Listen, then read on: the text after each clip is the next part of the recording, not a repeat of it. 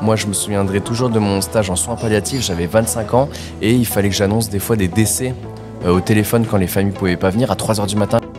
Je trouve que c'est plus mature de le prendre avec de l'autodérision et de montrer qu'on s'assume et essayer de changer le regard que de se vexer à tout. Et à partir de là, je suis un peu devenu le chinois drôle du lycée. Bienvenue dans Médecin qui es-tu, le podcast qui vous plonge dans l'univers captivant du monde médical. Chaque épisode vous offre un regard intime sur la vie des médecins, leurs défis dans le monde professionnel et leurs passions en dehors des salles de consultation. Je m'appelle Maxime Garcia, bienvenue et bonne écoute. Bonjour et bienvenue dans ce nouvel épisode de Médecin qui es-tu. Aujourd'hui, on fait ça avec Davidson. Salut David. Salut Maxime, merci pour l'invitation. Avec grand plaisir, on est à Bordeaux, chez Pompon, brasserie chez Pompon, très bien reçu, sur les quais, très stylé, très bel endroit, merci beaucoup. Et big up gros coucou à Victor Batut qui me permet de faire ça, donc merci à lui. On est à Bordeaux, sauf que t'es pas de Bordeaux. Exactement, moi je suis de Nancy. Donc c'est vrai que pour les Bordelais, c'est un peu le pôle Nord, près de l'Allemagne. Qu'est-ce que tu fais à Bordeaux du coup ? Je viens jouer mon spectacle la fin de semaine, ce samedi 25 janvier, si je ne me trompe pas, au Café-Théâtre Drôle de Scène que je salue également. Et du coup, je venais faire ma petite semaine de comédie club. Et puis j'aime bien parce qu'à Bordeaux, je me suis fait des potes avec le temps. Et les comédie clubs, c'est l'occasion de voir du monde, faire rire les gens, aussi se montrer. Et puis revoir les copains, ça c'est le meilleur. Bon, du coup, dans Médecin qui es-tu, normalement, on parle de médecine. Oui. Là, on vient de parler de stand-up. Qu'est-ce que c'est cette histoire ? Tu as double passion. Et voilà, c'est ça. Je suis médecin stand-upper. Incroyable. Médecin humoriste. J'allais te demander est-ce que tu te présentais justement ? Oui, c'est ça. Médecin stand-upper. Voilà, Davidson, médecin humoriste. Vous êtes nombreux ? On est alors avec cette double casquette. Figure-toi qu'au début je pensais être seul parce qu'on a des infirmiers stand-uppers. Il y a Caroline Estremo, elle qui commence une bonne tournée. Je crois qu'elle a plusieurs spectacles et puis là elle tourne bien en France. Donc je lui fais un coucou. Et puis il y a aussi Elias ZM de Paris que je connais. Je lui fais aussi un coucou. Mais en médecin, je pensais être le seul. Et là je viens d'apprendre en 2-3 mois qu'il y en a deux. De nouveau, que je connaissais pas. Mais ils m'ont envoyé un message, ils sont hyper sympas. J'ai oublié leur prénom, je suis désolé. Mais on commence à apparaître petit à petit. On va discuter de comment tu es arrivé à cette double étiquette, voire triple, parce que est-ce que tu te dis TikToker Oui, créateur de vidéos. Moi, j'aime bien dire créateur de vidéos parce que c'est pas de l'influence. Donc, les rares pubs que je fais, c'est pour des produits qui me correspondent. Mais sinon, la plupart du temps, la pub, je la fais pour moi-même. Donc, la promotion du spectacle, venez. Et sinon, c'est de la création de vidéos où je m'amuse. Donc, moi, je me vois plus comme créateur de vidéos, peut-être Instagrammeur ou YouTubeur que influenceur. T'as des followers de ouf ? Insta, TikTok ? Oui, j'ai quelques followers. Non, c'est bien, il y a un public qui s'est créé avec des vidéos, donc ça me fait très plaisir. Je suis très content. Donc, pour débuter par le commencement, t'es né à Nancy ?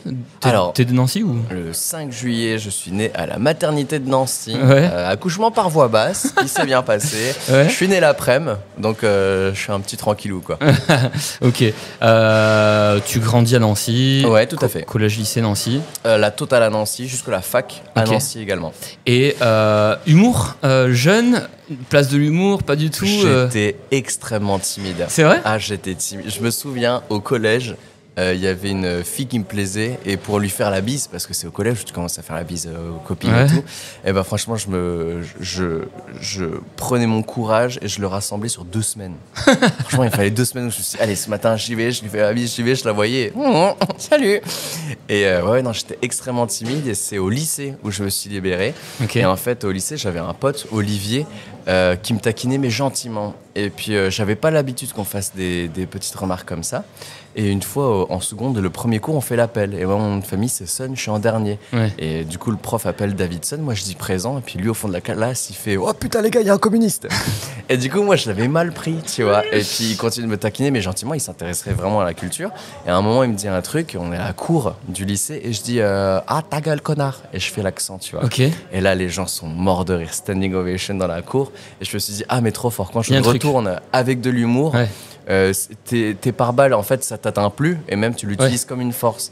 Et à partir de là, je suis un peu devenu le chinois drôle du lycée. Ensuite, à la fac, c'était le chinois drôle de la fac. À la fac, je m'étais mis ce défi que dès que je croisais quelqu'un, j'allais me présenter, tu vois. Genre, fille, mec, serrer la main, je lui faisais la bise. Et s'il y avait un pote que je connaissais, il était dans un groupe de 12 personnes, je m'en battais les couilles et je me disais, allez, je dis bonjour à tout le monde. Plus de place à la timidité. C'était un peu mon défi pour sortir de ma carapace. Okay. Et puis, ça m'a fait beaucoup de bien, mais c'est comme ça que je me suis changé, quoi. Productif, du coup, cette attitude de à chaque fois briser le... Ouais, très productif parce que pendant longtemps, je m'étais senti handicapé par ma timidité, où j'osais pas avoir des nouvelles personnes. J'étais quand même très timide, donc je me faisais pas des potes facilement. Pareil en soirée. Et donc j'avais mon groupe de 5 potes où on jouait à la Nintendo DS. Et puis on était à l'école, on se faisait partie de Mario Kart, et puis c'était tout, quoi. Tu vois.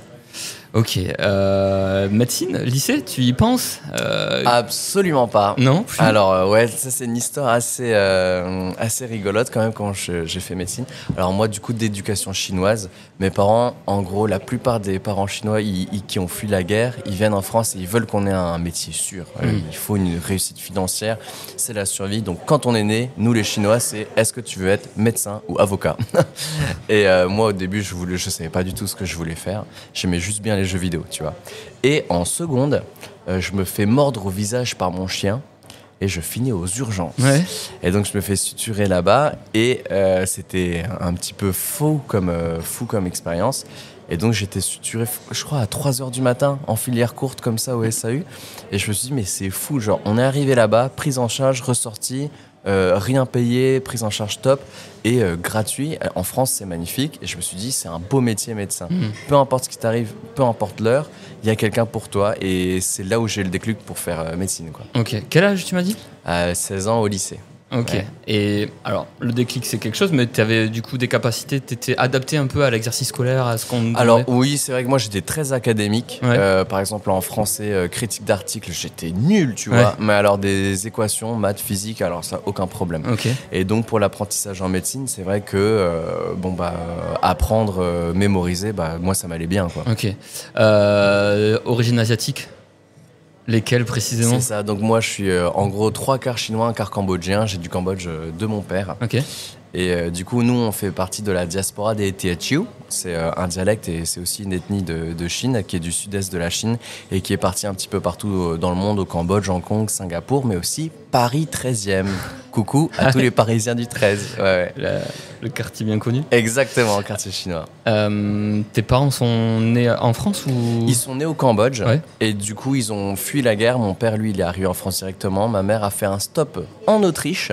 C'était un camp de réfugiés. Elle a été recueillie par un père croyant là-bas à l'église. Et ensuite, elle est arrivée en France après. Et c'est là où elle a rencontré mon père. Donc éducation asiatique avec un contexte européen, c'est français. Ça. À la maison, quand même, grosse culture asiatique. Tu vois, moi, ça m'a toujours fait rire. J'ai découvert plein de références françaises très tard. Genre, tu sais, les soirées médecine, à la fin, quand on chante tous le lac des Connemara, parce que c'est la fin de soirée, et ben moi, la première fois, quand ils l'ont tous chanté, j'ai découvert ça. J'avais l'impression d'être dans une secte. Je me suis dit, mais qu'est-ce qui se passe? Et tu vois tout le monde en rond, tu vois, qui fait terre brûlée, comme ça. Et moi, je me suis dit, putain, ils connaissent tous les paroles. Et moi, je savais. Vraiment, j'ai découvert la musique là, quoi. C'était improbable. Parce qu'à la maison, ambiance. Ouais, ambiance asiate, studieux. Nous, en fait, ce qu'on prenait, c'était. Les parents font tout pour les enfants, il faut bien manger, bien travailler, bien étudier. Et le reste, vraiment, c'était accessoire. Tu vois, on allait au cinéma 1 fois, 2 fois dans l'année. C'était un truc de ouf, tu vois. Et puis sinon, on sortait manger avec des amis de la famille, mais pas de sortie culturelle non plus. Je suis jamais allé à un concert avec mes parents. Et puis même mon premier concert, il était très tard. Et donc, toute la musique là, à la maison, je connaissais pas, tu vois. Et tu penses que tu réussis médecine grâce à cette éducation ou tu avais quand même un background dans tous les cas, c'était fait pour toi? Alors je pense quelle est la part de ton éducation dans cette réussite? Je pense que c'était full éducation. C'est mes parents qui ont dit il faut travailler dur pour réussir, parce que moi mon grand-père était médecin mais je l'ai pas connu, il est décédé à la guerre, il a été capturé, mais je l'ai pas connu, donc à la maison on n'avait pas un bagage culturel facilitant, ou si j'avais des questions en maths ou des questions en médecine à poser à mes parents, eux ils travaillaient dans un restaurant et du coup il n'y avait pas d'aide comme ça, donc c'était tout de moi-même, quoi, tu vois. Et puis oui, il n'y a pas de parents médecins qui ont des collègues qui pouvaient m'apprendre, m'expliquer des notions de physio ou des trucs comme ça. C'était genre t'as une feuille, tu la prends et puis tu te débrouilles, quoi. Et investissement financier dans ton éducation scolaire, de l'aide aux devoirs, des choses comme ça ou Absolument pas. On faisait tout nous-mêmes. J'avais une nounou à la maison parce que mes parents, du coup, pour s'en sortir financièrement, ils travaillaient très dur au resto, du lundi au dimanche, de 7h à 23h. Et donc, on avait une nounou, pareil, qui était asiatique. Et donc, non, pas de cours à la maison. On n'avait pas eu d'aide intellectuelle. On s'est dit juste qu'il fallait travailler dur pour réussir. Okay. Donc, sur ça, il n'y avait pas. Et aide financière non plus parce que mes parents travaillaient dans un resto. Et voilà, ils sont arrivés immigrés. Il n'y avait pas de PEL qui m'attendait ou des trucs comme ça, tu vois. Ils manipulaient le français, tes parents ? Pardon ? Est-ce qu'ils maîtrisaient et parlaient le français ? Alors oui, ma mère a gardé un fort accent. Mon père est arrivé à Paris plus tôt et donc lui n'a pas d'accent. C'est d'ailleurs pour ça dans mon spectacle que quand j'imite ma mère et que je fais l'accent, en fait je fais pas juste l'accent chinois pour faire l'accent. C'est ma mère, elle est comme ça, c'est son portrait authentique, quoi. Ok, on va discuter un peu du contenu du spectacle. Ok, incroyable. Et du coup, est-ce que le stand-up... Tu dis que l'humour t'a permis de déverrouiller des situations, mais est-ce que le stand-up s'approche de toi à ce moment-là, l'humour en faire un métier, ou c'est juste une fonction qui te permet d'exister ? Alors l'arrivée dans l'humour, souvent je dis que c'est une sorte de thérapie par le rire, donc voilà. Mais la vraie version, c'est parce que je me suis fait larguer comme une merde. Okay. Et du coup, il y a une grosse remise en question après. Et comme tout mec qui se fait larguer comme une merde, ce que tu fais, c'est que tu prends de l'abonnement Basic Fit et tu vas te faire des gros muscles, tu vois. Moi, ça m'a pas suffi. Et puis, c'est parce que je m'étais... tu l'as quand même fait un peu. Je l'ai quand même fait, tu vois. Moi, c'était au CrossFit. C'était pas Basic Fit, c'était au CrossFit. Mais après la transformation physique, ça suffisait pas. J'étais pas heureux en moi. Et donc, j'ai fait beaucoup de développement personnel. Donc, je suis tombé sur un mec qui s'appelle David Goggins. C'est un militaire afro-américain qui a perdu 30 kilos en 3 mois et depuis, c'est devenu une machine de guerre, tu vois. Et qui arrive à courir il a fait un 160 km avec double fracture de fatigue aux 2 pieds. Et le mec, il s'est scotché les pieds. Et il a quand même fait, genre, il s'est immobilisé au scotch, tu vois. Et il crée des contenus, des vidéos il crée du contenu, leitmotiv, et c'est devenu une sorte d'égérie du self-motivation. Et que les barrières physiques, elles sont physiques, mais c'est les barrières mentales qui te gardent en arrière. Et tu peux franchir ces barrières mentales et après le physique qui suit. Donc, rupture... Comme son nom l'indique, c'est censé être un peu destructeur, mais élément fondateur pour toi finalement. Voilà, en fait, j'ai été détruit pour mieux me reconstruire. Alors là, on utilise des grands mots, tu vois, donc j'étais pas non plus au bord du précipice. Et puis voilà, c'est une rupture. Il y en a qui vivent pire. Il y a des décès de proches, des démissions, des divorces, de l'adultère. Moi, c'était pas le cas, mais en ressenti subjectif, j'étais au fond du trou. Séisme. Tu vois, ça arrive à tout le monde. Ouais. Et donc, c'est là où je me suis dit, il faut faire le maximum pour me reconstruire, pour plus jamais que je sois dans une telle situation. En gros, on te largue et toi tu cours après ? Non, moi je comprenais pas parce qu'on m'a largué pour un pote à moi sans me le dire, mais mes potes étaient au courant. Alors il y avait une sorte de messe basse nulle où on me disait non mais t'inquiète ça va mieux, alors qu'il y avait encore d'autres mauvaises nouvelles qui arrivaient. Donc j'ai appris tout ça sur 3 mois, tu vois. Donc sans rentrer dans les détails, mais en gros voilà, ça aurait pu être plus net, tu vois. Mais après il faut pas non plus s'apitoyer sur son sort. Il y a des trucs qui arrivent comme ça, on était jeunes, c'est fait, tu vois. Et donc à travers le développement personnel, je me suis interrogé à ce que moi je pouvais contribuer au monde. Et je suis tombé sur une vidéo de 5 minutes de Simon Sinek qui s'appelle Find Your Why, donc trouve ton pourquoi. Et en fait, il te dit qu'en te posant une seule question à tes amis les plus proches ou ton conjoint, ta conjointe, c'est pourquoi on est ensemble ou pourquoi on est amis. Est-ce que les gens te répondent, c'est ta contribution au monde et c'est ce pourquoi on t'aime.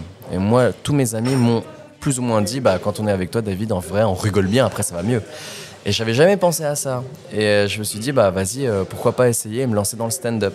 Et au début, vraiment, tu commences par des comedy clubs, c'est des open mic, des plateaux ouverts, s'il y en a qui veulent se lancer dans le stand-up qui nous écoutent, où tu t'arrives avec 3 minutes de texte, tu vois. À peine 3 ou 5 minutes, c'est ta première scène, tu testes tes vannes. Et moi, ça s'est hyper bien passé. Et j'avais un pote qui m'avait dit, David, tu verras, tu montes sur scène, si tu sens que c'est fait pour toi, tu vas le sentir tout de suite. Et moi, j'ai bien aimé. J'ai refait des scènes par-ci par-là, et puis avec le temps et le travail, me voilà là. Mais alors on va discuter aussi de la partie matine, mais c'est surprenant quand même parce que faire du stand-up, ça demande de savoir écrire, de savoir avoir le flow des mots, le rythme des vannes. Une vanne, ça se construit. Ouais. T'as fait ça au talent en fait, aucun cours. Alors pas au talent parce que mes premières scènes elles étaient pas ouf non plus, tu vois. Et depuis j'ai eu un metteur en scène, Victor Homer, à qui je fais un gros bisou. Mais c'est, alors comment dire, en fait dans tous les cas pour réussir il faut toujours beaucoup de travail sur une longue durée. Moi, ce qui a fait comment dire, ce qui a fait que j'étais à l'aise sur scène, je pense que c'est mon expérience en tant que médecin. Nous, en tant que médecin, on doit beaucoup avoir de tact parce qu'on gère beaucoup de situations et même difficiles dès un jeune âge. Moi, je me souviendrai toujours de mon stage en soins palliatifs. J'avais 25 ans et il fallait que j'annonce des fois des décès au téléphone quand les familles pouvaient pas venir. À 3h du matin, quand t'es réveillé, t'as la tête dans le cul, tu vois. Donc je trouve que ça, c'est très formateur et j'aimerais en parler plus dans un deuxième spectacle. Mais c'est vrai que c'est très formateur et je trouve qu'on a beaucoup d'expériences de vie à travers la médecine. Et dans le cabinet, moi je suis médecin généraliste, dans le cabinet, on a un échantillon de toute la France qui vient, des jeunes, des pauvres, des parents, des vieux. Mais comment, d'une situation où t'as un ancien décès, tu en tires un savoir-faire pour faire des vannes en fait? Quel est le lien Je pense que c'est une sorte d'intelligence sociale où tu sens où tu peux aller. Tu vois, par exemple, au cabinet, là maintenant, je travaille dans un centre de soins immédiats, de soins non programmés. Et par exemple, il y a des patients que je sais que je peux détendre avec une petite blague. Et par exemple, les plus stressés, c'est les enfants. Quand ils viennent, il y a un trauma ou bien voilà, une plaie. Et bah, à chaque fois, tu vois, tu as des blagues pour désamorcer où tu dis bon, bah, je suis désolé, mon petit, il faut couper. Non, je rigole et tout, on désinfecte. Donc l'enfant il est tout content de sentir sa plaie désinfectée parce qu'il a gardé son doigt, on lui a pas coupé. Et des trucs tout bêtes, tu vois, des diversions. Donc je pense que c'est de l'intelligence que tu acquiers. Mais après, pour la vanne, pour la blague, ça c'est tout un autre métier artistique. Et ça, j'ai beaucoup appris avec Victor, mon metteur en scène. Et ça, vraiment, c'est une autre expertise. Et tu consommes du stand-up, tu regardes, tu lis. Tu t'exerces, tu parles, c'est nul. Tu t'exerces à nouveau, c'est un peu moins nul. Tu t'exerces à nouveau, tu commences à avoir un rire, tu dis ah, je commence à sentir un truc. Et ensuite, après avoir appris à faire des blagues, faut apprendre à te connaître toi sur scène. Moi, par exemple, je sais que mon personnage, le but c'est d'être solaire et d'être chaleureux.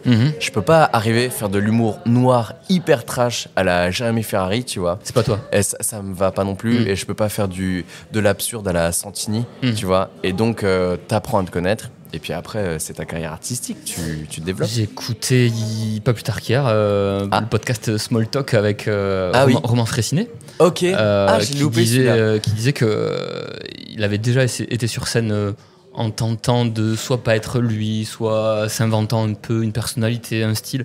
Et en fait, il dit que le public se rend compte, dans tous les cas, si t'es toi vrai ou pas. Et le projet, en fait, c'est d'être toi. Solaire, tu dis. Comment tu te. Qu'est-ce que tu voudrais être sur scène en fait? Solaire. C'est un rayon de bonne humeur. Ok. Et c'est difficile non d'être toujours soi-même parce que t'es obligé de tenir le personnage en fait. Tu peux pas présenter un personnage différent en fonction de ton contenu de ta journée. Et ça, c'est difficile sans doute, non Oui, c'est difficile parce que tu as toujours un décalage entre l'écrit, le récité, et puis ta vraie version, tu vois. Là, par exemple, je te parle en étant moi-même, mais dans mon spectacle, il y a certains sketchs que j'écris, et puis on sait tous, des fois, quand on écrit, on n'est pas pareil que quand on parle. Et donc, c'est ça qui est dur, et ça vient avec l'expérience. Moi, je sais très bien que mon personnage commence à le trouver, mais il est pas parfait, il n'est pas encore incarné, c'est pas clair pour tout le monde. Mais ça, c'est le chemin de toute une vie artistique de se trouver. Et puis Roman, il a bien dit. Mais maintenant, quand on connaît Roman Fressinet, qu'on va le voir en spectacle, on sait à quoi s'attendre. Et lui, il le retranscrit très bien. Et c'est 100% authentique, c'est trop fort, ça tape et c'est méga efficace, tu vois. Bon, j'ai fait un week-end humour parce que j'ai vu Guillermo Guise en spectacle samedi soir, qui disait qu'il y avait un max de stand-uppers aussi, de plus en plus. Ah oui, c'est un truc de ouf maintenant. C'est trop, au contraire, ça crée quelque chose de cool. Qu'est-ce que t'en penses? Moi, je trouve que c'est quelque chose de cool. Déjà, ça veut dire que le stand-up monte et que les gens veulent de plus en plus se faire rire et que nous, on a de plus en plus besoin de rire. Donc ça, au fond, c'est beau. Et c'est bien parce que ça met de la compétition et de la variété. Et comme ça, il y en a pour tous les goûts. Moi, au début, ça m'a fait peur. Je me suis dit, je suis peut-être le premier médecin humoriste. J'aimerais bien rester le seul. Et puis, Victor, il m'avait dit, mais non, mais de toute manière, chacun a son créneau. Toi, il faut juste que tu fasses ce que tu fais le mieux possible. Il faut pas regarder les autres. Il y en a qui vont t'adorer, il y en a qui vont pas t'aimer. Et ben, ils vont voir un autre artiste. Ceux qui aiment, ils viennent te voir. C'est pour eux que tu dois travailler. Régale-les, mais te prends pas la tête sur ça, quoi. Donc, si on est plein d'humoristes, franchement, c'est hyper cool. Faut juste qu'on s'entende bien tous ensemble. Et puis, voilà, quoi. C'est tout. Et du coup, le contenu de ta semaine, là, tu me disais, il y a le spectacle vendredi soir et samedi soir. Samedi soir, pardon. Samedi soir, et au cours de la semaine, tu fais des petites scènes. C'est ça. Je fais du coup un petit tour des comedy clubs à Bordeaux. Ok. Et tu fais une partie de ton spectacle, en fait? Oui, c'est ça. Donc là, par exemple, ce soir, je joue chez un pote, Jérémy, qui a un plateau Fernandel. Par exemple, c'est du test. C'est 5 minutes où j'écris des nouvelles blagues. Et c'est un plateau qui est, entre autres, fait pour du test. Donc, t'es pas obligé de venir avec que des nouvelles blagues. Mais si tu viens avec des nouvelles blagues, c'est très bien, le public, il est prêt. Donc, s'il y a une blague qui marche pas, on va pas te jeter des tomates et te dire « Putain, c'est de la merde », tu vois. On va pas rire. Et puis, s'il y a des bonnes, on va rire. Et puis, toi, t'es content et tu ressors avec des nouvelles blagues. C'est dur de faire face à c'est à horrible, je déteste. Ah ouais. Je déteste. Mais il faut le faire parce qu'après, tu te recycles plus. Et puis, t'es dans une sorte de fausse sécurité où tu fais tout le temps les mêmes blagues et puis après t'avances plus. Mais il faut quand même faire le pas et tester des nouvelles blagues, quoi. Pourquoi tu te fais du mal comme ça? Parce que en médecine, c'est dur, il y a du stress, il faut bien taffer, il faut bien prendre en charge les gens. On sait qu'il y a de plus en plus de pression à tout ça, à bien faire les choses. Et là, tu te rajoutes, c'est pas un simple sport, c'est pas un simple petit footing, tu te mets sur scène face aux gens. Pourquoi tu te fais mal comme ça? Franchement, c'est une bonne question, Max, parce que de base, je suis très paresseux. Et là, je me retrouve avec la médecine, le stand-up, création de société. On a une société de production et tout. Et des fois, je me dis vraiment, mais pourquoi? Alors que j'adore me lever à midi, quoi. Et donc, mais c'est juste parce que je pense que je trouve quand même de l'épanouissement dans les deux. Et que j'ai gardé cette mentalité du travail inculquée par mes parents. Et donc je me dis, je peux pas non plus ne rien faire de ma vie, quoi. Et puis je trouve que médecine, c'est déjà une immensité. C'est vrai que c'est une immensité, mais j'ai eu cet appel-là après la rupture où je voulais plus m'accomplir dans mon individualité. Médecin, c'est très important, mais si jamais un jour je suis pas là, mon collègue me remplace, il fait aussi très bien le travail. Alors que sur scène, tu te donnes toi, c'est ta vie, c'est ton histoire. Et je trouve que c'est peut-être toutes mes années de timidité d'avant. Là, j'ai peut-être ce besoin de compenser, de parler, de m'exprimer, de prendre ma place dans le monde. Et donc, je pense que c'est ça qui doit sortir. Peut-être qu'à un moment, ça va sortir, ça va se terminer. Mais là, je ressens un besoin quand même. C'est vrai que en médecine, finalement, on est des effecteurs qui on fait ce que les recos nous disent de faire ou bref... il y a peu de place finalement à une sorte de, je sais pas, d'art ou de liberté artistique entre guillemets. Bien sûr. Et c'est là où toi tu vas chercher ce levier-là pour compléter ce dont ta personnalité a besoin en fait. Ouais, c'est ça. Ok, c'est intéressant. On a fait quelques épisodes avec des artistes peintres, etc. On voit que la médecine satisfait des choses, mais pas tout. Et c'est hyper intéressant de voir que certains foncent vers le truc qui leur manque. Tout le monde ne le fait pas, tout le monde n'a pas le courage de concrétiser en fait des pensées, des doux rêves, des choses comme ça. Donc, oui. Tout le monde n'a pas le courage, mais des fois tout le monde n'a pas le besoin. Déjà. Où j'ai plein de collègues médecins qui s'épanouissent, vraiment qui parlent, qui vivent médecine, mais ça c'est top parce qu'on a vraiment besoin de médecins comme ça. Mais effectivement, s'il y a un appel vers autre chose, il faut essayer. Mais s'il n'y a pas d'appel, effectivement, il n'y a pas besoin de chercher. Comment tu définirais toi la fonction de la médecine dans ta vie? C'est un simple taf, un boulot alimentaire. Il y a la passion, un peu, pas du tout. Elle s'est dégradée. Non, il y a... alors, la vision que tu as de la médecine, entre quand tu rentres en première année et quand tu fais l'internat et que tu exerces, il y a plein de bouleversements où tu te rends compte que non, c'est pas Grey's Anatomy, c'est pas Dr House, c'est pas t'as une pathologie et tu fais cet examen. Non, il y a surtout en médecine générale, tu vois, genre le nombre de patients où le diagnostic il est clair, faut les traiter, faut les hospitaliser et ils disent non, j'ai 2 chiens à la maison, je peux pas faire ça. Enfin, la médecine est complètement différente, tu vois. T'as des pathologies urgentes, ils font un IRM, tu l'as dans 4 mois. C'est des autres problématiques. Moi, j'exerce encore la médecine, pas juste parce que c'est alimentaire, mais parce que je me suis rendu compte que c'est un boulot vraiment utile. Et c'est pour ça que j'aime beaucoup le centre où je travaille, où c'est un centre de soins non programmés. C'est que beaucoup des consultations sont très nécessaires, quoi. Comparé à certaines fois où j'étais dans les cabinets de médecine générale où je trouvais moins d'intérêt dans le renouvellement. Alors je dis pas que c'est pas pertinent, c'est juste que moi je m'épanouissais moins dedans et je préfère l'aigu au chronique. Le chronique il faut le faire, mais moi je préfère juste l'aigu, c'est comme ça. Donc dans les soins immédiats, voilà, t'as une otite, elle est hyperalgique chez l'enfant, tu sais très bien que si tu le traites pas, ça va pas s'arranger. Et tu le traites, tu te sens utile, tu vois. Ça j'aimais bien. Je fais aussi de la médecine du sport et du coup, soigner toute la traumato de sportif, ça par exemple j'adore. Donc je fais une médecine qui me correspond. Mais je trouve que c'est un métier utile et c'est surtout pour ça que je le fais. C'est un métier utile médecin et parce que j'apprends beaucoup. On va décortiquer un peu l'externat. Première année de médecine, comment tu l'as vécu? t'étais OK avec l'intensité que ça demande, l'espèce de bourrinage où tu dois travailler sans trop réfléchir, entre guillemets. Tu l'as remis en question, t'étais en PLS pendant cette année-là, comment c'était ? Alors comment moi je l'ai vécu, avec le recul c'est nécessaire parce que il faut réussir à gérer la pression. Entre guillemets, c'est mieux d'être recalé en première année à cause de la pression et de la charge de travail que d'arriver fin de l'internat et de voir que c'était trop et que t'arrêtes après 8 ans. Je trouve que c'est mieux dans le sens là. Mais c'est juste que c'est quand même très dur pour des lycéens qui se prennent autant de pression. Nous, notre année, il y avait une lycéenne qui avait mis fin à ses jours. Ah ouais. On était là en mode, mais c'est pas normal à 19 ans de te suicider parce que les études sont trop dures. Ça, je trouvais vraiment abusé. Donc, je sais pas encore, je connais pas la solution parfaite, tu vois, entre les deux. Mais moi, comment je l'ai vécu, c'était dur. Et au début, j'étais nul. Et il y avait un mec en cours qui était plus nul que moi au lycée et qui était passé largement devant moi. Et ça avait piqué mon ego. Donc, je me suis juste mis à travailler comme un ouf. Et heureusement, j'étais accompagné, j'avais des potes. Et donc, je l'ai eu du premier coup. Et ça s'était bien passé. Moi, c'est plutôt l'externat qui était plus dur. Okay. Première année de médecine, t'es en mission. Ouais, t'es en mission sur 9 mois, mais t'as 9 mois. Et puis c'est terminé. Sur l'externat, t'as ta vie d'adulte qui arrive, t'as tes congés, t'as autre chose à gérer. Donc c'était beaucoup plus difficile l'externat que la première année, je trouve. Ok. T'avais visé médecine générale avec médecine du sport aussi en objectif ou t'avais des objectifs autres ? Moi, je me suis rendu compte avec l'externat que j'étais très manuel et mon premier rêve, c'était d'être chirurgien de la main. Parce que j'avais fait un stage en chirurgie de la main à Nancy, c'est un des meilleurs centres d'Europe. Et manuellement, ils voyaient que j'étais à l'aise, je faisais des sutures, je faisais même des fois des sutures de plastique, tu vois, au niveau de la main. Et j'adorais, et j'ai pas eu le classement pour. Et j'ai été deg, mais j'ai quand même réussi à m'y retrouver parce que je fais médecine G, je fais de la médecine du sport et j'ai fait aussi de l'ostéo. Et j'ai fait la formation, donc je suis aussi ostéopathe.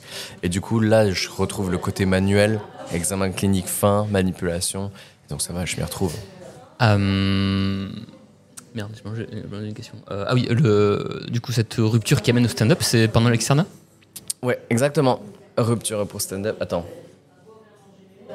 Non, c'était première ou deuxième année d'internat. Ah ok, un peu plus tard. On s'est mis ensemble dans l'externat et rupture en internat. Ouais, c'est ça. Ok. Et donc l'humour externat, tu conserves ce rôle-là, mais toujours pas de concrétisation véritable. L'humour à l'externat, ça se résumait à 3 Snapchat, des vidéos drôles, mais ça s'arrêtait là, quoi. Okay. Ah, pas plus. Mais t'avais une petite fibre quand même. Ouais, il y avait une fibre. Ouais. Franchement, j'adorais faire rire. Je faisais vidéos. C'était bête. Il y avait quelques petits montages, mais ça s'arrêtait là. Okay. Non, ça s'arrêtait là.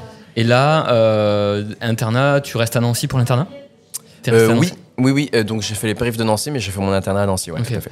Et les productions TikTok, Insta, ça débute quand par rapport au... Ah, ça a débuté exactement en même temps que le stand-up. Ah ouais ? Ah ouais. Avant, il y avait zéro réseau. Pas de nécessité d'être sur les réseaux sociaux, pas de nécessité de lancer cette... Pas du tout, pas de nécessité et pas de succès non plus, parce que j'avais commencé à faire des petites vidéos pour le CrossFit, en mode on a fait des compétitions, je m'étais amusé à faire des montages, mais non, rien du tout. Non, rien du tout.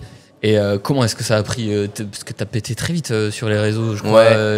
C'est quoi ? C'est la répétitivité la répétition des productions que tu fais ? Non, moi j'ai buzzé sur ma deuxième vidéo. Ah ouais ? Ma première vidéo, j'avais publié j'avais filmé mes premières blagues. Et donc j'ai posté ça sur Insta et TikTok. Ça a fait un bide monumental. Ouais. Mais genre, c'était quoi le format ? J'avais filmé une impro, j'avais filmé mes premières blagues et je me suis dit vas-y, je crée mon compte Insta parce que quand tu commences l'humour, les gens ils te disent il te faut il te faut des réseaux sociaux. Et donc j'ai mis sur Insta et TikTok en même temps Davidson stand-up et du coup la première vidéo c'est je suis sur scène et je me souviens ma première blague t'es déjà sur scène. Ouais et c'était ma première scène. Okay. Donc ma première vidéo c'était ma première scène, mes premières blagues et mes blagues c'était bonjour à tous, je suis très stressé. Mais on m'a dit, les premières blagues, c'est comme les premières crêpes, même s'il y a des trous, même si c'est pas fluide, on les prend quand même. Et du coup, ça a pas rigolé. Il y a juste un mec qui a rigolé en mode oh putain, c'est nul, mais il a quand même rigolé. Ouais. Du coup, j'ai eu des applaudissements sur ma première blague. Et je me suis dit, putain, ça y est, c'est parti. Et j'ai mis ça sur TikTok. Et franchement, en une semaine, il y a eu genre 12 vues. Ouais. Sans déconner, tu vois. Et je me suis dit, ok, c'est pas ouf. La deuxième vidéo qui m'a fait buzzer, c'est quand j'étais en stage, j'étais à un CMP, un centre médico-psy, c'était mon stage de med. Et du coup, j'arrive en retard mes consultations commençaient tard. Sur le parking de l'hôpital psy, plus de place. Donc je vais me garer, genre trois blocs plus loin. Je fais ma journée et je te jure, en allant reprendre ma voiture, je me rends compte que je me suis garé dans la rue du Chinois. Et je me dis, mais c'est improbable. Et donc, je commence à prendre une vidéo et je me dis, vas-y, j'en fais une vidéo. Et donc, je me filme en selfie où je dis, ouais, comment ça? Moi, je rentre dans mon pays. Toi, tu rentres dans ton pays. Moi, je suis chez moi ici. Et là, je tourne dans la caméra et on voit rue du Chinois, tu vois. Et là, je me suis dit, idée de vidéo, bien. Ouais. Mais mauvaise idée de se filmer en faisant semblant de s'engueuler tout seul à 3 mètres d'un hôpital psy. Hein. Ah c'est ouais, des ouais. mecs qui vont regarder bizarre en mode, putain, on a oublié un patient dehors. De ouf. On n'a plus eu de nouvelles de toi Ouais, pendant c'est 3 mois. ça. Ouais, c'est ça. Et finalement, je l'ai mis sur TikTok et franchement, je suis parti en vacances, genre quelques jours après, j'étais avec ma meuf et je regarde la vidéo et je fais 12 000 vues. Je me dis, waouh, putain, trop bien, tu vois. Ouais. Et là, on va manger, je regarde la vidéo, 200 000 vues. En quelques heures, je fais, mais c'est pas possible. Et là, je commence à me dire, waouh, je suis une putain de star, ça y est, ma vie, elle va changer. On va faire du shopping et entre chaque boutique, je te jure, je prenais 100 000 vues. Ah ouais. C'était Ça, incroyable. c'est les algos qui sont fous. Quoi. Les algos, et mes mecs, une machine à dopamine. Ah ouais. Mais Ouais. genre, c'était de l'héroïne, le truc. Je regardais 400 000 vues, 500 000 vues et tout. Et je suis monté à 2 millions. Ça m'a donné 11 000 followers. Comme ça, sur la deuxième vidéo. Et puis après, il y a d'autres vidéos qui ont buzzé, bien sûr. Mais ça a commencé bien, quoi. Fort. Et tu as petit à petit compris comment ça fonctionne parce que là, quand même, le truc t'échappe un peu et tu t'as pas tout expliqué à cette. Ça m'échappe complètement. Parce qu'après, j'essaie de faire d'autres vidéos. Il y en a qui marchent pas du tout. Il y en a qui remarchent de ouf. Donc, les algorithmes, pas trop encore captés. Les algorithmes. Alors, pour TikTok, actuellement, je ne comprends toujours pas. Instagram, j'ai compris. YouTube, j'ai compris. Donc le plus viral c'est TikTok. S'il y en a qui veulent se lancer, en fait ce qu'il faut c'est TikTok. T'as une sorte de chance du débutant. Si les premières vidéos que tu sors elles sont bien, TikTok favorise au niveau de l'algorithme les premières vidéos. C'est en gros pour te lancer sur la plateforme et te faire kiffer la plateforme. Tu vois. C'est pour ça qu'il y a des vidéos de gens qui mangent des soupes et qui font genre 500 000 vues, tu sais pas pourquoi. Ouais. Celui qui est moins viral, c'est Insta, mais il est plus stable, tu vois. Moi, j'ai des vidéos sur TikTok, elles bident vraiment, alors que sur TikTok, j'ai 260 000 followers.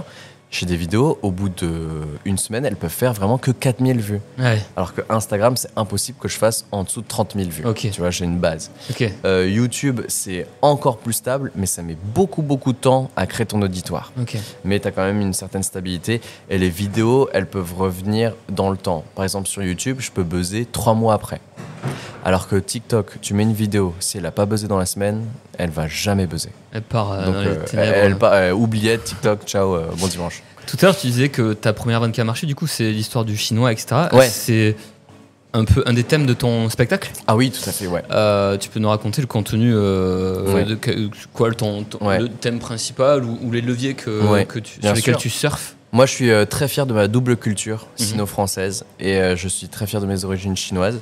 Et en tout cas de ce qui me reste de mes origines chinoises, parce qu'effectivement, vu que je suis né en France, la culture a été un peu diluée et oubliée. Parce que nous aussi, les sino-français de ma génération et de nos parents immigrés, il y a eu un gros traumatisme à cause de la montée de Mao et aussi de la guerre du Vietnam, des Khmers rouges. Et donc, on ne nous parle pas beaucoup de nos ancêtres parce que pour la plupart, ils sont décédés. Tu vois, moi, j'ai pas connu mes grands-parents du côté de ma mère.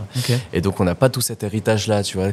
Quand j'ai des potes français qui me disent « Ah, quand je vais manger chez ma grand-mère » et puis qui nous font un max à bouffer, tu vois, moi, par exemple, je connais pas. Donc, on a une sorte de culture oubliée. Mais du coup, je suis très fier de ce qui me reste. Et donc, c'est pour ça que moi, je parle beaucoup de ma culture dès le départ. Je parle beaucoup de ma mère. Je fais l'accent. Pendant longtemps, ça a été un gros débat où les gens se disent « Oh là là, ça y est... un numéro chinois, forcément il fait l'accent parce qu'il sait pas faire rire autrement. C'est faux, je fais pas l'accent pendant 1 heure. Et puis si je fais l'accent et ça déplaise à des gens, bah tant pis. Mais je sais que ça plaît à des gens et c'est surtout c'est l'héritage, c'est ma mère qui me parlait comme ça. Moi l'accent il m'a bercé et ma mère je vais pas la changer. pour que des gens se disent ah là là c'est un petit peu raciste, vas-y fais-la sans accent. Ouais. Et là j'ai envie de dire bah non écoute tu connais pas ma mère, tu connais pas ma C'est culture. raciste. C'est raciste dans l'autre sens, ouais, tu vois. C'est qu'on interdit à un Chinois de portrayer sa mère avec l'accent qu'elle a naturellement, tu vois. Donc je trouve ça un petit peu rigolo, c'est un contresens. Mais donc moi je suis très fier et puis du coup comme je t'ai dit, l'autodérision c'est très important pour moi parce que c'est ce qui m'a permis de me libérer. Effectivement il y a encore du racisme un peu banalisé envers les Chinois, mais je trouve que c'est plus mature de le prendre avec de l'autodérision et de montrer qu'on s'assume et essayer de changer le regard que de se vexer à tout, et du coup d'être imperméable et de ne pas laisser les gens s'approcher de la culture chinoise. Moi, il y a des gens qui viennent me voir parce que voilà, il y a des blagues qu'ils ont trouvé drôles sur les réseaux, mais après mon heure de spectacle, ils ont compris d'où ça venait, ils comprennent la culture, je leur apprends des choses. Tu veux être la main tendue à la culture. Voilà, je veux être la main tendue vers un public large qui aime bien les blagues où on rigole sur les Chinois, et en fait, ils viennent au spectacle et ils se rendent compte qu'il y a plus derrière. Et je trouve que c'est important de faire ce pas-là plutôt que de dire ah tu rigoles sur les Chinois, bah écoute nique ta race, viens même pas à mon spectacle, je veux pas t'avoir dans ma salle. Moi je veux avoir ce pont, tu vois. Est-ce que tout le monde a le droit de faire l'accent chinois ou pas? Alors tout le monde a le droit de faire l'accent chinois. Alors de un, soit s'il est bien fait ou si la blague elle est intelligente. Il y a du contenu quoi. Oui, s'il y a du contenu ou bien si on voit qu'il n'y a pas de la haine derrière, tu vois. Genre oui, dans la rue quand je marche et qu'il y a quelqu'un qui me connaît pas et qui fait konnichiwa, tu vois. Bah je trouve ça moyen, dommage, tu vois. Mais je m'arrête pas là, tu vois. Mais moi j'ai plein de potes qui me connaissent et qui me font des blagues, qui imitent ma mère et qui me font mourir de rire. Moi il y a aucun problème. Aucun problème. Ton père a accent ou pas accent? Mon père a presque pas d'accent. Ah ouais? Ouais, il a presque pas d'accent. Il est arrivé à Paris plutôt à ses années de lycée. Moi, ma mère, elle est arrivée à ses années de lycée en Autriche. Et donc, elle parle couramment allemand, du coup, sans accent chinois. Mais en français, elle a gardé un fort accent chinois. Ok. Mon père, non. Et pour continuer sur tes inspirations, tu mets un peu en opposition les cultures françaises à la culture chinoise. Oui. Ça t'a impacté en quoi ça, Mais il y a une grande dualité entre la Chine et la France et c'est ça qui est hyper riche, je trouve. Mais moi, à la maison... Ouais, il y avait des trucs qui m'avaient choqué de ouf, mais c'est drôle, tu vois. Par exemple, nous, les Chinois, et de manière plus large, tous les Asiatiques, dès qu'on rentre à la maison, on enlève les chaussures sur le palier et puis on met des chaussons, des patins, tu vois. Alors que les premières fois, quand je suis arrivé chez des amis français, moi, je voulais enlever mes chaussures. Ils ont dit non, mais garde tes chaussures et tout. Je dis ah non mais c'est bizarre, moi il faut que j'enlève les chaussures. Ils disent non mais de toute manière le sol on l'a pas nettoyé. Et je dis mais c'est encore pire du coup, tu vois. Et j'étais matrixé par certains trucs. Et puis oui, un autre truc, tu vois, mes potes français quand j'étais jeune, ils adoraient avoir des sleepovers, tu vois, genre t'invites les potes et puis ils dorment chez toi. Et nous, je sais pas pourquoi chez les Asiatiques, c'est non. Mais va pas dormir chez les autres, ils vont voir comment tu dors, quand t'es dans ton intimité, à la maison on dort mais pas chez les autres. Un truc que j'ai jamais compris, alors que j'adore dormir chez les autres, tu vois. Mais ouais, plein de trucs de culture comme ça, c'est trop drôle, tu vois. Nous, on mange pas souvent entrée plat dessert, nous on a une grande table et puis t'as tout et tu pioches au milieu et puis tu partages, tu vois.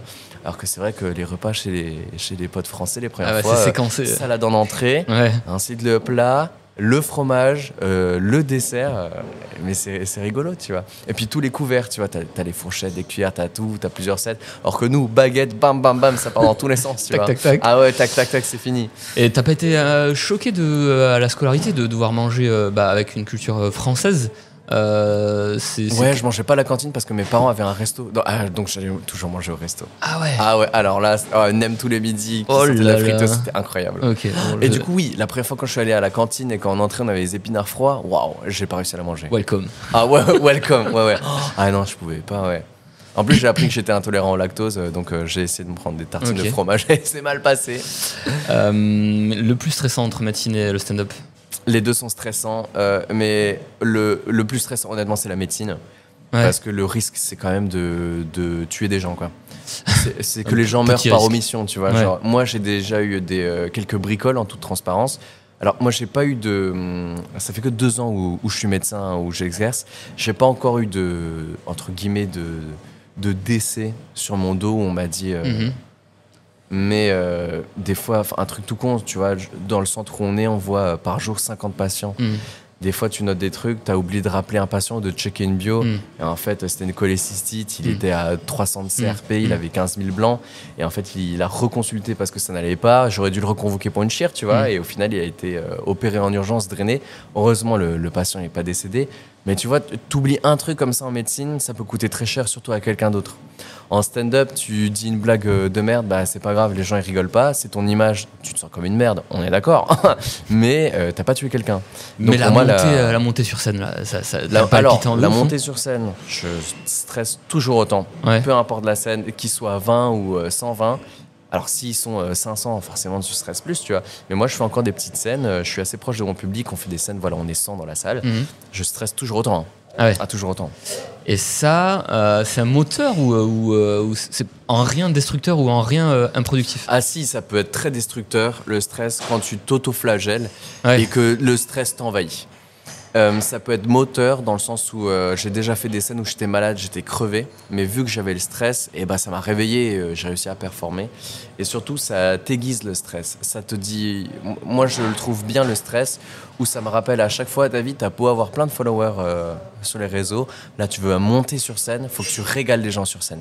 Et donc le stress, il est là pour te rappeler, c'est un wake-up call, tu vois, et qui te dit, bon bah voilà, c'est le moment présent, tu montes, va falloir assurer. Et le plus kiffant des deux, médecine stand-up? La prise de plaisir. Parce que la prise de plaisir, pour le coup, en médecine, elle est parfois difficile, c'est parfois ingrat. Et... c'est très ingrat. Le plaisir pur, le kiff pur, c'est la scène, très clairement. Mais la gratitude, ça arrive en médecine, mais quand ça arrive, c'est trop cool. Tu vois, genre, il y avait un petit que j'avais suturé, plaie sous mentonnière classique, où le petit, il pleure, il est dans tous les sens. T'arrives quand même à le suturer difficilement. Puis il y avait une maman qui était revenue me voir, elle m'avait apporté les chocolats, et puis elle avait dit, ça plaît, les nickel, on voit plus rien. Il est trop content, maintenant, il a plus peur du médecin. Ah, t'es quand même content, tu vois, parce que t'as pas traumatisé un enfant, quoi. Il y a un petit délai par rapport à la vanne du stand-up qui fonctionne. Il y a carrément un délai, et surtout la vanne... Voilà, il y en a peut-être 100 qui vont rigoler à ta vanne et ils vont peut-être t'oublier, tu vois. Mais en médecine, il y aura peut-être quelques patients qui vont jamais t'oublier, quoi. Et beau. Ça, c'est cool. C'est cool. Ouais. La part ou l'utilité de... Allez, on va le faire dans son premier sens, de la médecine vers le stand-up. En quoi la médecine, je sais pas, t'aide à créer des vannes, t'aide à te tenir sur scène? Est-ce qu'il y a un quelconque lien ou J'ai 3 sketchs sur 3 patients, les 3 pépites de ma carrière médicale pour le moment. Donc, il y a une utilité de la médecine vers la vanne, ça c'est sûr, parce que et c'est aussi pour ça que les gens viennent me voir en spectacle, c'est parce qu'ils veulent voir ce que nous on vit en médecine. Donc moi, pour le premier spectacle, c'était une de mes questions. Est-ce qu'ils viennent voir le médecin ou le stand-upper? La plupart du temps, ils viennent voir le stand-upper. Ou l'asiate même, j'allais dire. La plupart du temps, ils viennent voir le stand-upper asiate.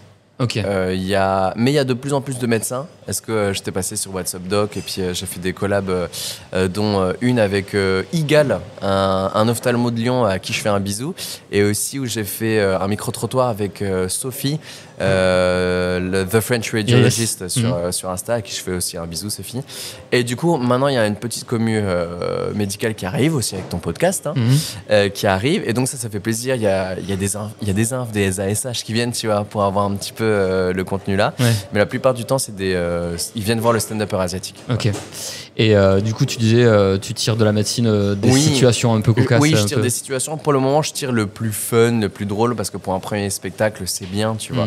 Pour le deuxième spectacle, j'aimerais bien parler de tout le côté obscur de la médecine, tu vois, où les gens, ils savent pas, parce que ils se disent, ouais, médecin à 25 ans, c'est bon, t'es pas beaucoup payé, mais plus tard tu seras payé, tu seras pété de thunes, donc c'est bon, tu peux cravacher. Mais ils se rendent pas compte que nous, des fois, à 25 ans, comme dit, on a des potes qui sont en soirée, école de co et tout, et toi, t'es vraiment appelé à 2h du matin, tu dois constater un décès et appeler la famille. C'est tout le projet du podcast, ou même de groupes ou de comptes Instagram comme celui de Sophie de French Radiologist, qui explique les dessous de table, entre guillemets, de la médecine et les difficultés. Je sais pas si ceux qui suivent ce genre de compte sont des internes, des externes, ou des gens totalement hors médecine qui veulent découvrir ce monde-là. Je sais pas. Parce qu'à la fois, on suit ce genre de compte quand on est nous-mêmes médecins pour voir que d'autres partagent aussi cette idée.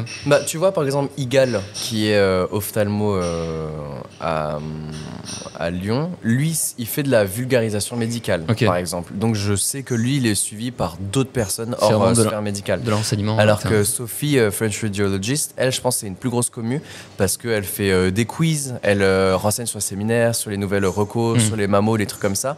Donc je pense elle a plus une commu médecine, tu vois. On l'embrasse. Yes. Peut-être sur le podcast un de ces jours, on sait pas trop. Égale Dr. Eye, donc qu'on peut aussi embrasser. Du coup, pour tout ça, il faut une orga, parce qu'il faut une équipe, il faut une organisation. Tu es organisé comment?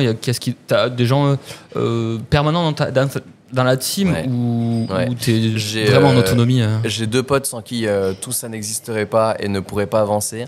C'est mon manager, Jade Masri, qui est dentiste à côté. La team santé. C'est donc une team sponsorisée par la sécurité sociale. Et du coup, en plus, lui, en ce moment, il est médecin en prison. Il a le cœur sur la main, il va soigner les détenus. Okay. Et c'est rigolo parce que des fois, il nous envoie des vocaux où il rattrape. Et puis, je suis dans le train et j'ouvre un vocal. Et il est en mode « Ouais, salut David, je suis en train de rattraper les vocaux. Je suis désolé, je viens tout juste de sortir de prison. » Et là, t'as le regard des gens comme ça dans le train, c'est génial. Et le mieux, c'est qu'après, il dit « Ok, j'ai envoyé tous les mails, je te laisse, j'y retourne. » Et les gens, ils se disent « C'est quoi ton manager ?» Tu vois ? Ah, mais de ouf. Et du coup, lui, c'est mon dentiste manager agent, voilà. Que tout le monde peut contacter pour des collaborations, bien évidemment. Et Victor Homer, qui est mon metteur en scène, qui a apporté toute cette fibre artistique à ce projet-là, cet intérêt, en gros, la force du projet et puis vraiment l'identité. Il a aussi aidé à faire l'identité visuelle, donc il y a, et l'identité artistique. Donc il m'a guidé, hein, c'est quand même mon projet. Mais si le projet est aussi bien, c'est vraiment grâce à Victor parce qu'il m'a beaucoup aiguillé et il continue. Il faut cadrer l'image, le sens que tu veux donner, les caractéristiques de ton produit, entre guillemets, parce que tu deviens un produit. Ah oui, moi au début ça partait dans tous les sens, tu vois. J'étais bien pour faire des vidéos drôles et puis c'est ma personne, je donne. Mais lui, il aide beaucoup à structurer. Et puis vraiment, il a donné cette fibre artistique. Et puis vraiment, nous 3, on bosse niveau orga. Voilà, c'est plein de groupes WhatsApp. On essaie de se professionnaliser. On vient d'ouvrir une société. Voilà, on est en contact avec des comptables. Donc pour ceux qui veulent se lancer, au début, vous n'êtes pas obligé du tout de faire ça. Il ne faut pas que ça vous fasse peur. Commencez tranquillou. Le stand-up, c'est bien comme activité artistique. Ça fait plusieurs fois que tu parles aux éditeurs en mode ceux qui veulent. Tu penses qu'il y a beaucoup de. Bah, déjà, j'aime bien parler à tout le monde. Stand-upper en herbe. Ça pousse, tu penses derrière? Ouais, stand-upper en herbe. Et puis même, peu importe le projet que vous voulez faire. Ouais. Moi, il n'y a pas longtemps, j'ai assisté au spectacle de stand-up de Edgar Yves, qui est humoriste franco-béninois, et lui qui est fils de diplomate du Bénin. Et en gros, alors lui aussi, hein, moi c'est entre médecine, famille chinoise et stand-up. Lui c'est pareil, hein, c'est père autoritaire du Bénin, et puis lui humoriste à Paris, tu vois. Lui aussi s'est fait jeter dehors. Et il a aussi un beau message, c'est peu importe ce que vous voulez faire, faites-le. Et puis moi je trouve que j'aime beaucoup ce message-là, et dans le sens où on a beaucoup d'épanouissement en médecine, mais c'est pas parce qu'on a dédié 10 ans d'études et maintenant beaucoup d'heures de notre carrière qu'on n'a pas le droit aussi d'aller kiffer à côté. Les médecins, c'est des humains. Faut aussi qu'on parte en couille à côté, qu'on fasse des... Tu vois, t'as des médecins qui sont peintres, t'as des médecins qui sont DJ, t'as des médecins qui font des trucs de ouf, mais pas du tout conventionnels. Bah allez-y. Hein. C'est tout le projet du podcast. Vraiment, de parler de ceux qui ont... soit full amour vers la médecine, qui deviendront des PUPH, que sais-je, c'est ça. Mais aussi ceux qui voient la médecine comme un taf et ont 1000 passions à côté, voire une seule, mais qui la développent et qui... Parce que souvent, le constat initial, c'est quand même que les mecs qui donnent pas tout à la médecine, parfois, ils sont un peu mal vus en mode les médecins à l'époque, ils donnaient tout, etc. Oui, c'est ça. Vous faites pas les visites le dimanche soir à 23h. Ouais, c'est ça.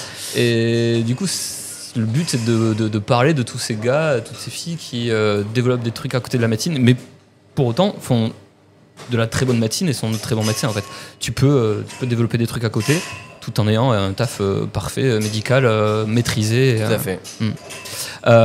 Et du coup, en termes de gestion de tous ces déplacements, tu fais comment pour trouver tes remplats, ou t'as des remplats fixes finalement, et après en fait, voilà, c'est ça. J'ai un remplaa fixe dans ma structure de soins non programmés.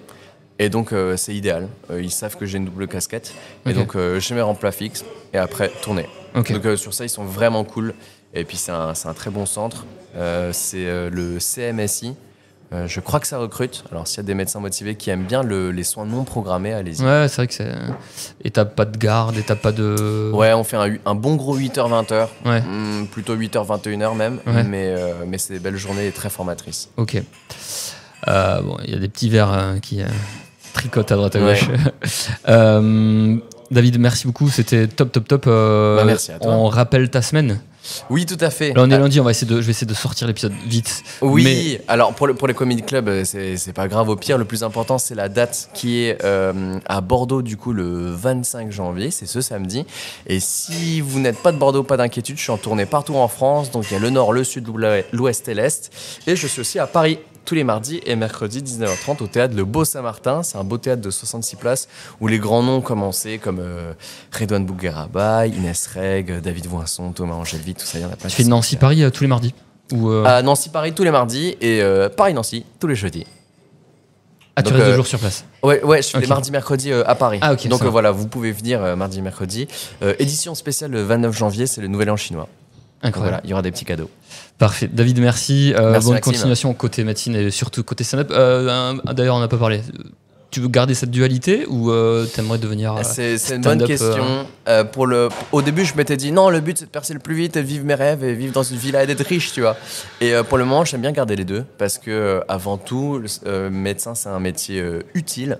Et je me sens utile dedans et donc j'ai à cœur d'exercer le métier et c'est surtout parce que je me suis rendu compte que je connaissais encore peu de choses, t'as tellement de choses à apprendre en médecine générale et donc j'apprenais et donc c'est aussi hyper stimulant et puis j'ai la chance d'avoir des collègues super à Nancy qui m'aident à me former et donc vraiment c'est dur les journées mais je suis content parce que j'apprends des trucs de ouf. Et puis c'est des moments de vie qui fournissent les idées pour le stand-up quoi. Oui, aussi. Je le croises, fais pas pour aller chercher des blagues.